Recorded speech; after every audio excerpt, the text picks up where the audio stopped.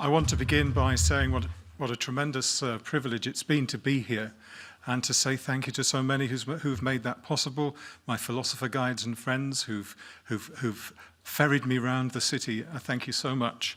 The thing about accents, somebody said to me, it must be good to have that accent. Well, I don't have an accent. You're the ones with accents. This is natural. This is normal. But you'll have noticed that the person who invited the Lord to be the guide for this session also had an English accent, Tim.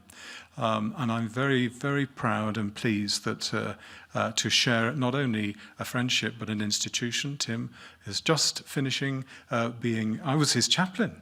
So now he's been set aside as a chaplain on Friday night within the church. So I'm delighted that there's that wonderful overlap. I want to say a couple of things before I start. First of all, if I say this church, in this building, I mean the Church of Jesus Christ of Latter-day Saints. If I say the wider church or a denomination, that's what I mean. And I'll try and get that right. I haven't found an adjective that's short enough to get the Church of Jesus Christ of Latter-day Saints. So this church means you, okay? And I want to, this is very embarrassing because I didn't know that Elder Holland was going to be here.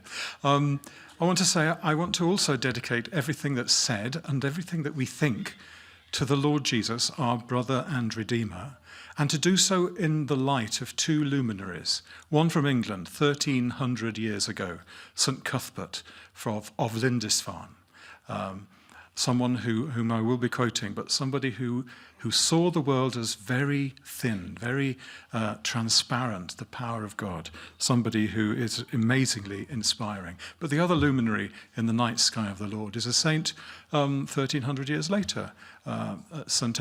Elder Geoffrey Holland of St. George and of...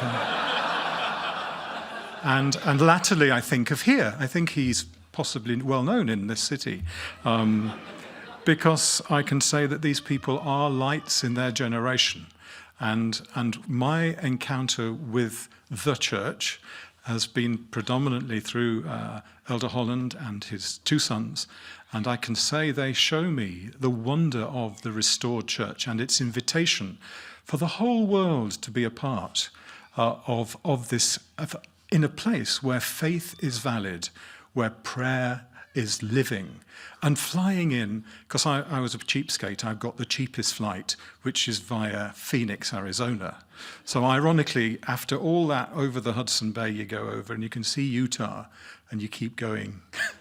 And then you get in this small little American Eagle, which rattles like an old bus. You can't even put the stuff above the seats as they fall out on your head.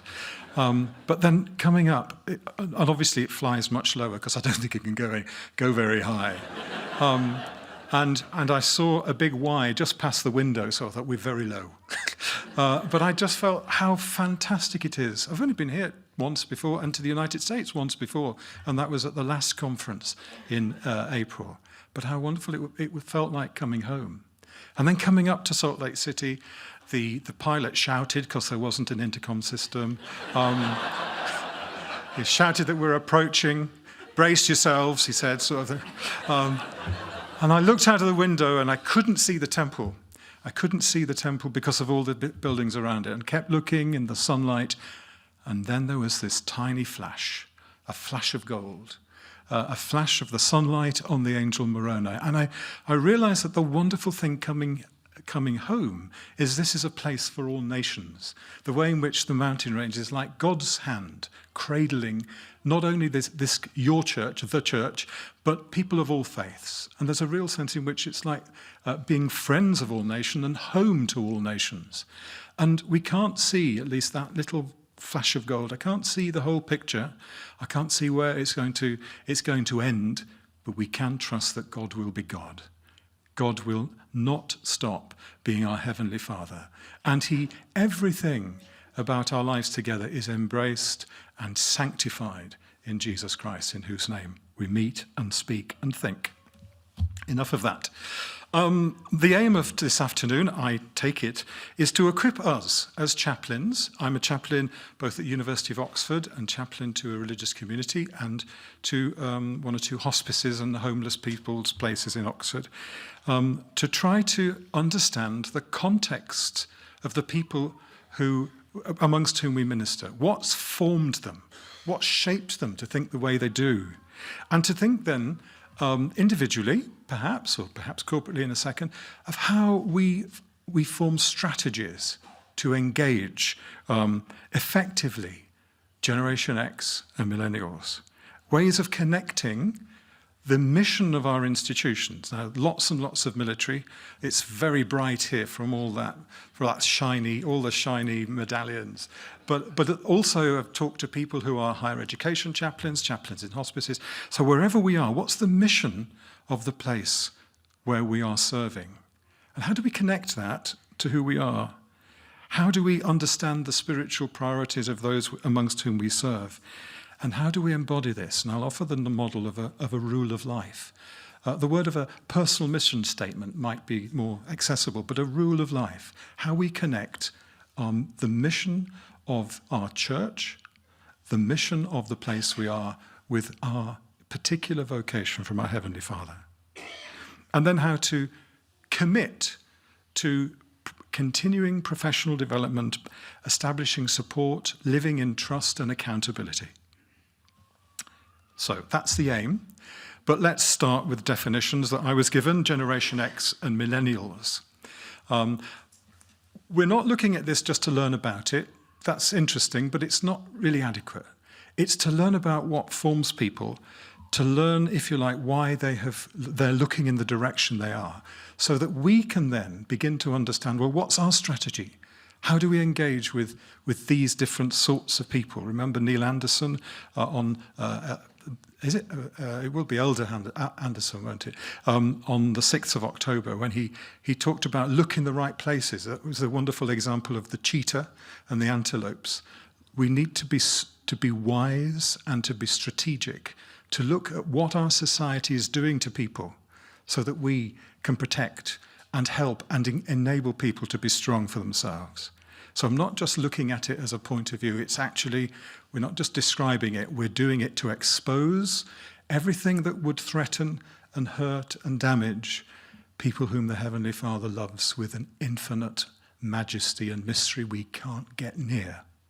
So Generation X, if you are aged between 39 and 58, i.e. after the baby boomers of the 1960s to 1980, you're Generation X. And the word is a strange one, coming from a book by Paul Fussell saying there is a category, an X category of people who wanted to not conform, to hop off that hamster wheel, which was just getting faster and faster, and to say something that we don't want to be defined by just going for money and status and social climbing. So on one level, there's something quite extraordinary about that desire not to conform to the things of this world. And hang on to that, because when we look at, some of these Generation X and some Millennials, it can seem very negative. But there's always a flip side. There's always something to say, right, well, if that's really the motivation, there's something wonderful that the Heavenly Father is offering you, that it's not about status or money or social climbing. You're not to impress, but you come to pray and to draw people to the Lord. So that's if you're 39 to 58, and that's me included. I'm Generation X. Millennials, people now aged between 20 and 38. So a lot of the people, perhaps, who are new recruits to the services, amongst whom chaplains in the armed services and other places will be ministering, will fit into this demographic. It's not always easy to see how these people are described. And a lot of research I came across by preparing for this, are saying, well, let's just be a little bit careful. Let's wipe everybody who was born between those two years, i.e. between 1980 and 2000, as all having these characteristics, because the whole society changes.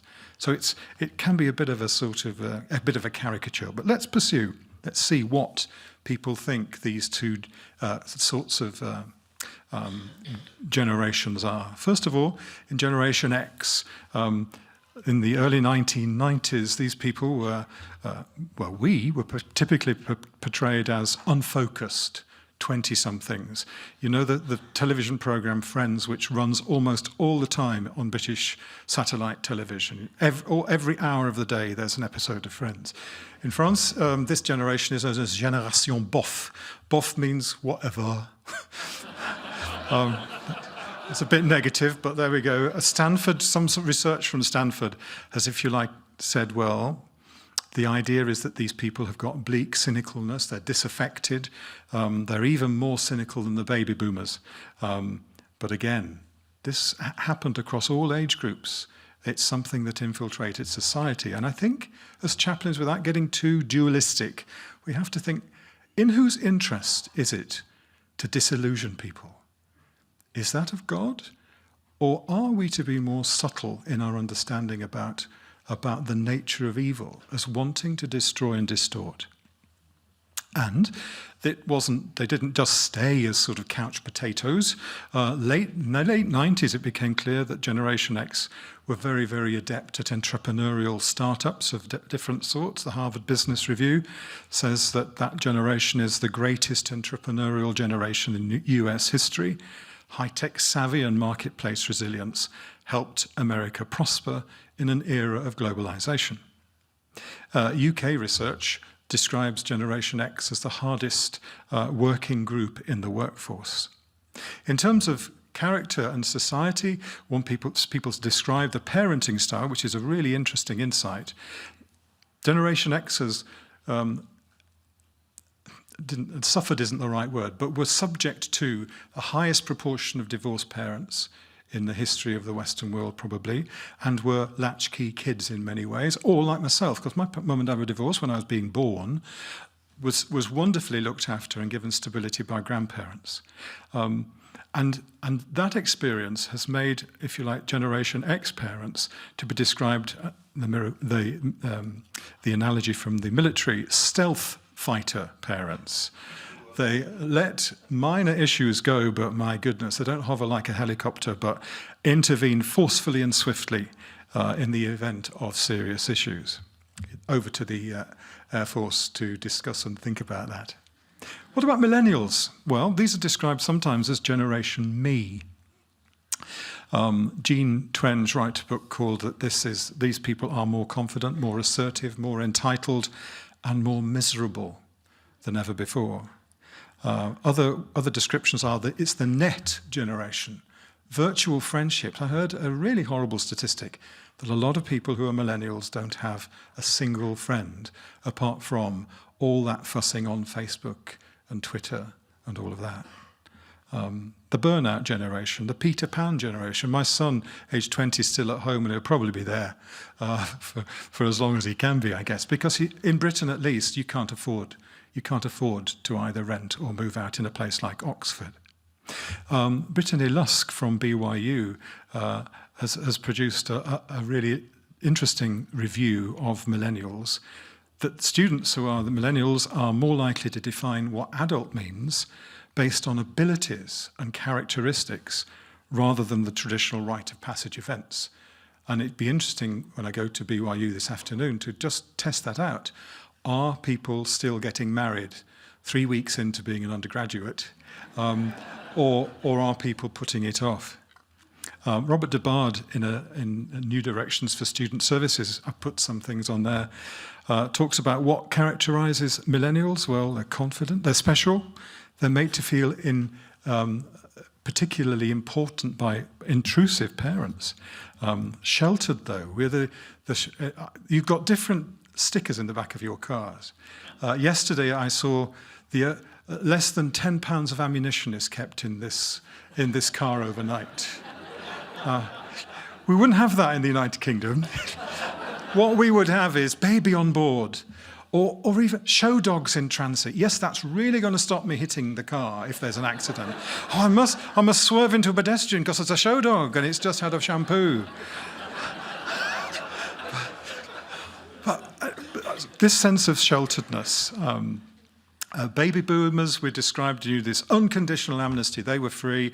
Then in between, Generation Xers they were the latchkey kids, but now there's a real fear of letting kids go out to play. I don't know about the US, but we hear awful things about what happened to children, and we're not diminishing that at all. But you still have to let your kids go out and play, even if they fall over and hurt their knee or fall out of a tree in the president's house garden at BYU. You've still got to let them do it. You've still got to let them not be too sheltered. And this is something I think which is a motif for us as chaplains. We can be drawn into believing that we've vicariously got to protect everybody from anything nasty in life rather than stand in solidarity. And that's been coming out. It came out beautifully over the conference, but also this morning. But we're told that millennials are confident. They quite like to do things as long as they get rewards. They need gongs. They need particularly financial reward, but also a sense of negotiated conformity. And that's very different from baby boomers and Generation X. In fact, a move from cynicism about structure to a much more obsession with getting it perfect.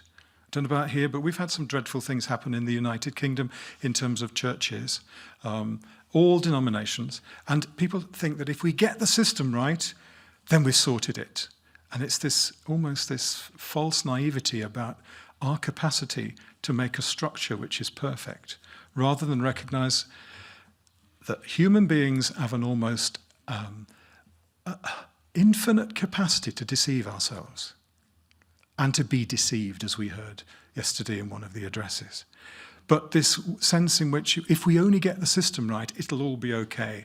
Part of being a chaplain is to deal with that disillusionment. Yes, let's get it better, but for heaven's sake, don't imagine that we don't have to be eternally vigilant against something which is almost a driving power against God's wishes of love. But achievers, and with that, a sense of pressure, but as I mentioned, lonely, looking for internet, virtual friends, rather than people. One of the interesting things, which is certainly in the UK, I'm not sure here, is that people now designate themselves as working class. And a lot of young people are not going to college almost as a matter of just course. They want to stop. In fact, I'm quite pleased my son stopped. He actually said he did better at A-levels than I did, but said, I don't want to go to university just because I'm good at these subjects. I need instead, I need instead to know what I'm for. Well, that's quite a good way of pausing. So that's another characteristic. But that sense of reticence and reluctance has a downside. I think it's the Wharton School of Business, but it's echoed in Brittany Lusk's BYU study. If it goes on the way it is, we'll have a lower marriage rate than previous generations. And by the age of 40, it is estimated that 31% of millennial women will remain single. That's twice the last generation. And half of all women do not plan to have children. That's really an important thing to ponder and to be aware of when you're dealing with people who think that career and that the noble desire to actually work and to contribute is more important than our mortal existence. So that is something I think that is useful for us to be aware of. I'm not going to go through this, but this, if you like, is a way of just putting on a grid, and you can have this if you want it. Just send me an email or whatever. The comparison between baby boomers, Generation X, and millennials. It's the last thing, because the last not column. What do they call it if it goes that way? There we are. Thank you. The big question: baby boomers. What does it mean? Generation, does it work? Can I exploit it? But the millennials, this could be really exploited in terms of mission, as we want to draw out that which is best in human nature. How do we build it? Well, it's always together, and it's always obediently. So there is hope, I think. Well, that's the context for what the title is, and what the theme of our conference is ministry in the Lord's way. They change, and it's certainly not fixed, But there are such things as my experience as a chaplain over 15 years at Pembroke is that there are a drift in these attitudes. But let's stop. It's great to have strategies and to be aware and to see what's positive and negative, but let's come back to the indispensable foundation.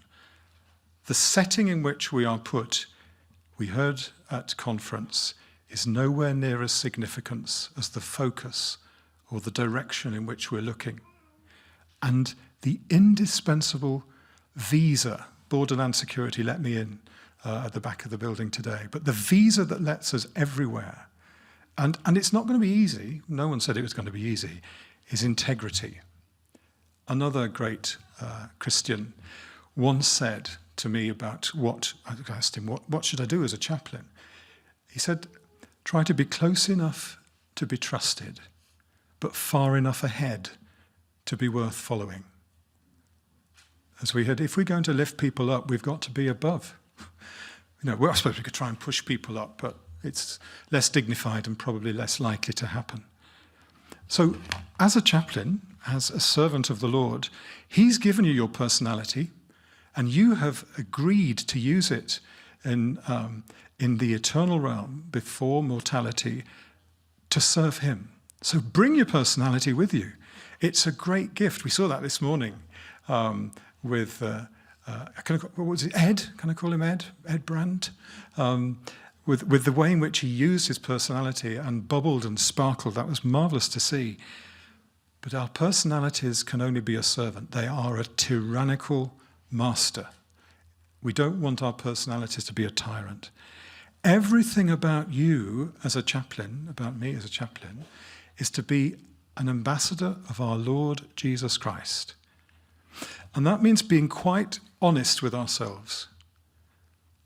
Another chaplain, said that he didn't know quite how to go ahead when he was made a chaplain somewhere. So there are all these, he was a youngish man, 28, I think he was, a youngish man, and there were all these very attractive, and he just, I don't know what to do. And then he just discovered, I've got to pray. Because if you pray for somebody, you bring them into the ambit of Christ's power and love, and that means that you must hold yourself to account, because the consequences of breach of trust are just unthinkable for our own families, for our own spiritual growth, for the reputation of the church and the churches, and also for the destruction of somebody's trust in another human being, especially as we saw how millennials find it difficult to trust anyway. If people are reaching out and trusting somebody, then we have to hold that as sacred and take off our shoes and stand on holy ground. And that means recognizing that temptation is real. Temptation is real. We are not immune.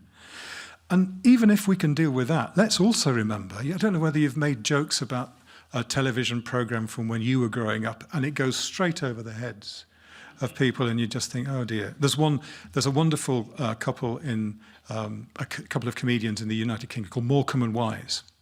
No one's ever heard it. Oh, come on. No? Okay.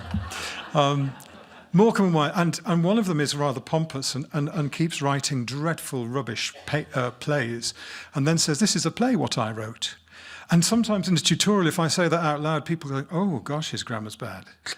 And you think, let's stop it. So let's be aware of the cultural differences that we just talked about. The next thing I want to talk about is mistakes and how we handle them. It's important to know ourselves. There is a dignity that comes with self-understanding. One of the things that came across very powerfully at the last General Conference in April was the sense in which we often imagine that repentance is an umbrella of bad things. It's about punishment and misery, rather than the wonderful opportunity as a human being. As the philosopher Heidegger said, we have a human right to change our minds. And repentance or metanoia is about turning around. Heavenly Father and coming home, like the prodigal, just turning around. Remember the prodigal son, his motivation was not perfect. Why did he want to go home? He was hungry. He could fill his belly. But the father was delighted. So we turn around and we make that beginning to turn around and the Lord meets us more than halfway. He's standing and looking for us to come back. So in a sense, to know ourselves and to cast our will upon his guidance, knowing our besetting sins. Was it Elder Alvarez yesterday? I can't remember his name, who talked about when a mother went and asked, can you have a word with my son about eating too many chocolates, come back in a week.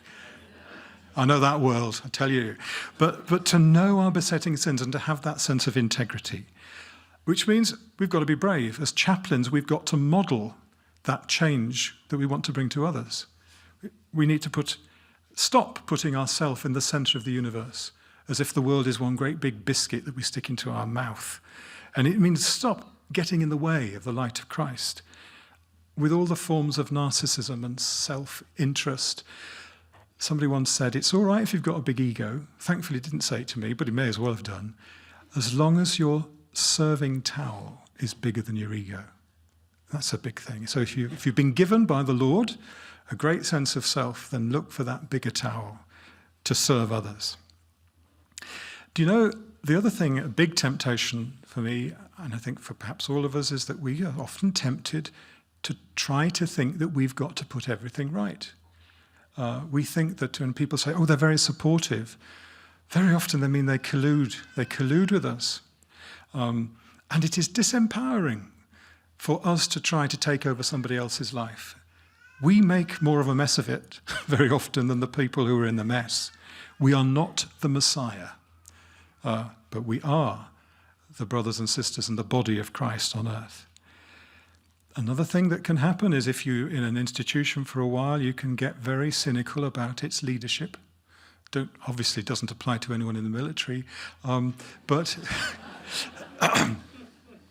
you can see some of the things that happen to good people. You can see some of the way people get consistently left out, not seen, not appreciated, and you can get angry. Well, stop, because it is our duty, as we heard this morning in that wonderful first address, to minister to the strong and the weak, the arrogant and the humble. And it is to minister as Jesus did, which does and did, which means that we don't let anger undermine that primary cause to be his ambassador. So over-identification with particular people in your places of service, thinking this person's a victim, I'm going to stand up for them, and I'm going to make myself unpopular with the authorities. There is a time for speaking truth to power, but always with that measured love that we see in the Lord Jesus. One of the things that I am learning slowly to do in order to enable that gap is to develop and review regularly a personal rule of life. There's the mission statement of the church, what we are about. There's a mission statement of the places that we serve. How do we connect them? So what's my rule of life? And the text that I have in my diary and in my prayer book, which helps me reflect on that, is from 2 Nephi 1:25. I know that he hath not sought power nor authority over you. This is, of course, Lehi speaking of his son Nephi. But he hath sought the glory of God and your own eternal welfare.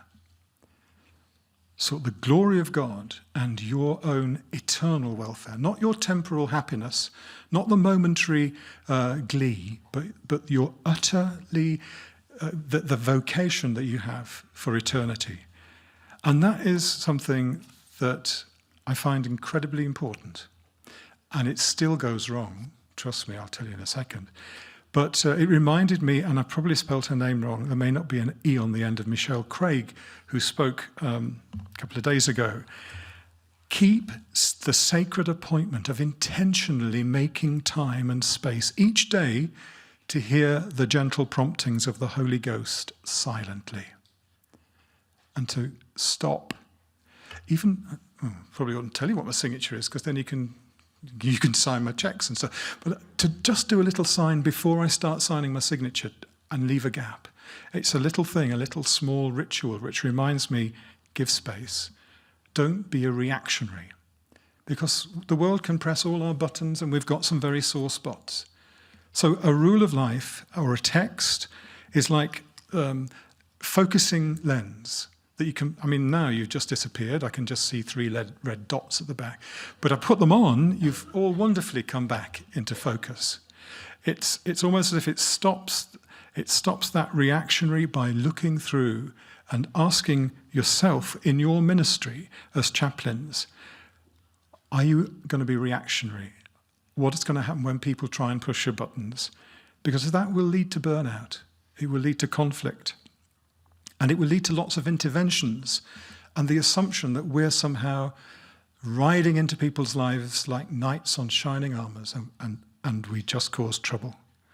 And move that to strategies aimed at moving people from dependency to independence to interdependence in the communities in which you serve. And it also means those last 2 words, eternal welfare. Not just this moment, but in a sense to refocus and to help people and stand in solidarity with them when they have to see the bigger picture.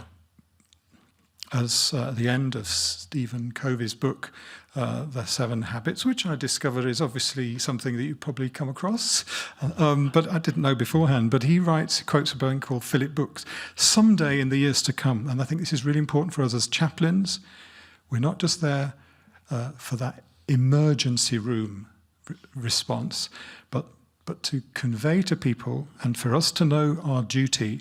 Someday in the years to come, you will be wrestling, these people and us will be wrestling with the great temptation or trembling under the great sorrow of your life. But the real struggle is here now. Our duty as chaplains is to support people and to plant seeds which will grow into mighty oaks and in the day of people's supreme sorrow or temptation, so that people can miserably fail or gloriously conquer. And the good news is, when we do miserably fail, you cannot fall any lower than the infinite atonement, the blood, the love, the presence of Jesus Christ. There's no place that you can't come back from. To think that is to actually fail to believe in the infinite atonement of Jesus. One thing that you might do, and I don't know whether this works in the United States, because Britain's still in the dark ages, really. We've got internet.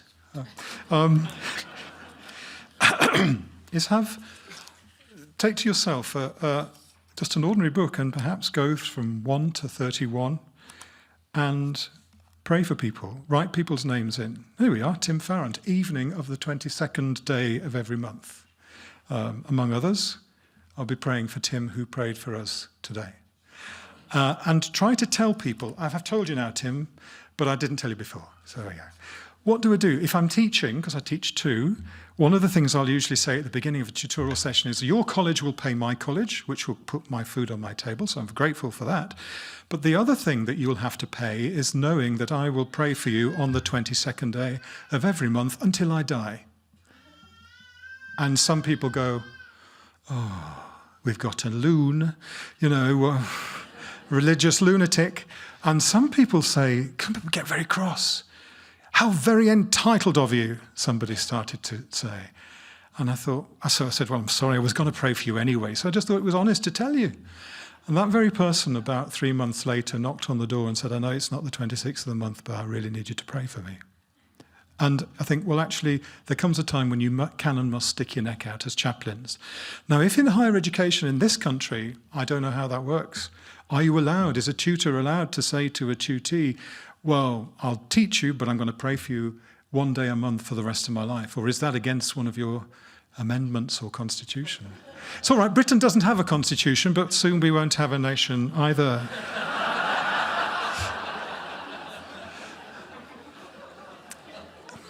I better put Boris in here, actually, and tell him. So pray and tell.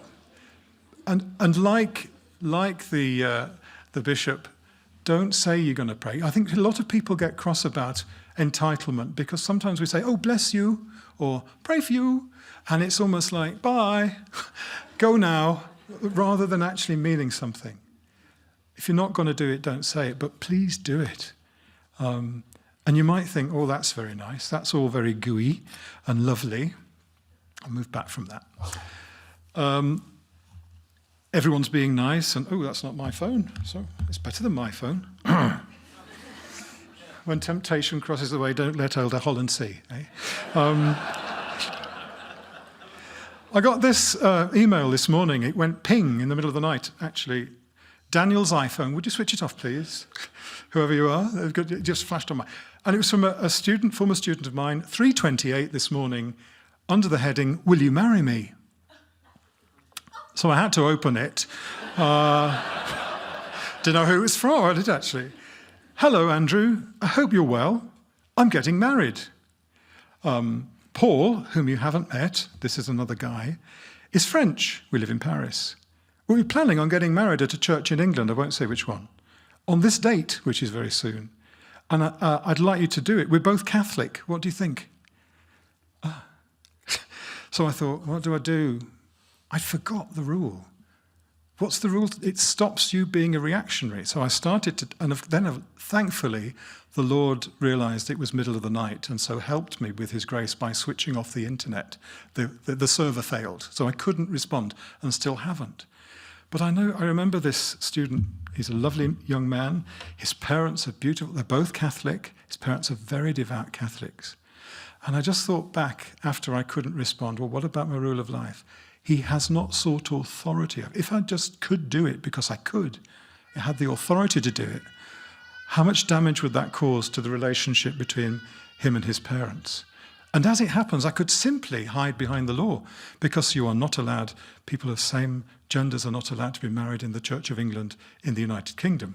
So I could hide behind the law and just say, oh, I'm really sad, but we can't do it. But what do I owe him and his partner for their eternal welfare? I'm not being judgmental, but I owe the friendship that I now have to be able to draw near and to accompany and to do what someone else models, is to say, well, I can't possibly understand all that's happening, but I will walk with you and eat and drink and pray with you and try to maintain the relationships that you have with your parents.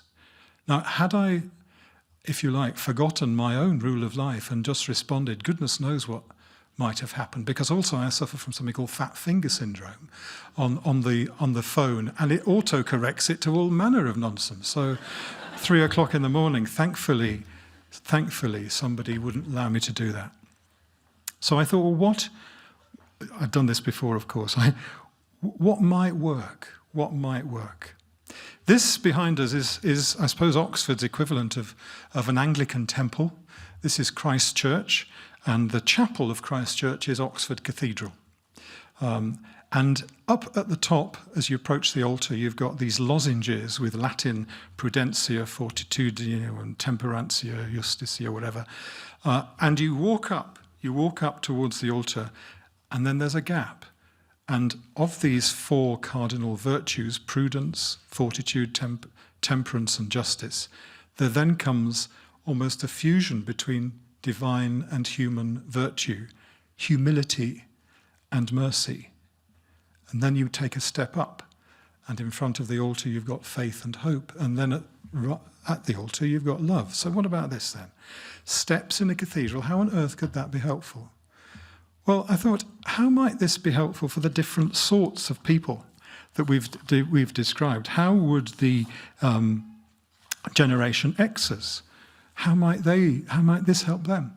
If you are concerned, the emphasis is on development of the self, then you might say, look, these well-trusted and used streams of wisdom within the Christian tradition have helped people to develop themselves in a way that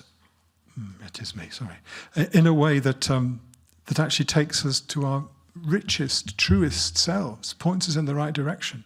So there's a way of actually encouraging. So take stock, be brave, moderate, do things in moderation, work for justice, Do so with a humble heart rather than an arrogant one.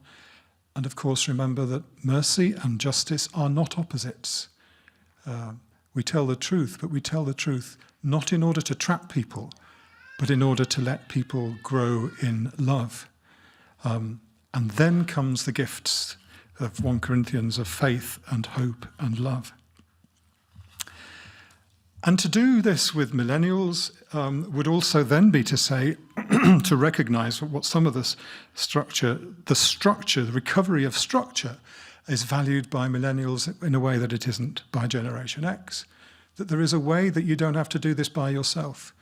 There is a method which can lead you to Christ. It's not an alternative. And praying, I am convinced more and more. St. Cuthbert, whom I acknowledged at the beginning, says this about prayer. When we pray, whatever our situation, strange powers are set at work by our Heavenly Father. And when we do not pray, we hinder those powers. So if we're trying to find a structural way to help people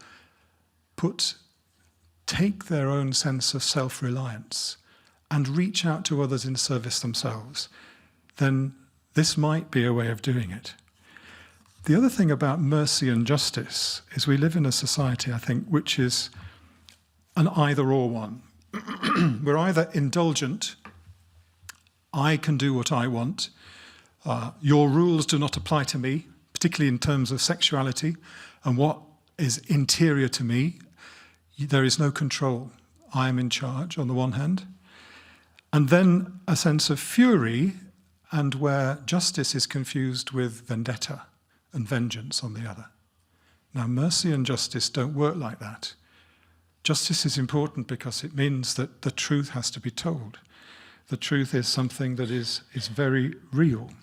And in a recent court case in the United States, there was an accusation that somebody who had forgiven the killer of his brother somehow was trying to hug it away and avoid justice. I don't think that's fair. What he was wanting to do is also to reach out. He said on the Fox, whatever it was, Fox Utah, he was trying to reach out so that the person who had done this would not end up committing suicide. What an extraordinary thing. And that people have been so angry about this being an issue of this, that, or the other, rather than it being an issue of the overwhelming of grace intermingled with justice. Again, St. Cuthbert talks about forgiveness, and I'll share that with us. So justice is only ever to lead to forgiveness. It's the whole teaching of the Bible that we become godlike, he says. The one thing that makes us most godlike is the love which never ceases to care for people, no matter what they do to it. We realize the Lord's presence when we enter that path of Christian perfection by learning to forgive as our Heavenly Father forgives, and to love as He loves. Extraordinary, extraordinary in the 700s to be aware and to communicate that across the ages. In conclusion, if that's all too complicated, all those steps, then we come back to the ABC. Whatever you do in the name of the Lord Jesus, whatever you do, do all in the name of the Lord Jesus, giving thanks to God the Father through Him. And that we can say before food, before a meeting, before a moment with a friend, whatever. And what will we be doing if we are embodying the mission of our Lord Jesus Christ? We will be telling the truth in order to move people to a place of absolution, forgiveness, in other words. Your job is to convey absolution and also to take gently all that is there and incomplete in the people that we meet and to bless. Not just to say, bless you as they go, but to deeply bless by by standing in solidarity with them without taking over their free will and volition. And this process consecrates not only them, but us. As chaplains, we know that in fact, if we've been called on to do something big or difficult, when I speak to this young man when I get back to Oxford, I know that God will have a purpose which will bless not only him and his family, but me, as we try to really not to avoid pain or difficulty or conflict. So I do think you are really important in steering a world which is often lost, often washed aside by this tendency or direction or another, but really, really important in the coming of not only redemption and salvation for the people you meet, but exaltation for the whole world. And I firmly believe this and witness to it in the name of Jesus Christ. Amen.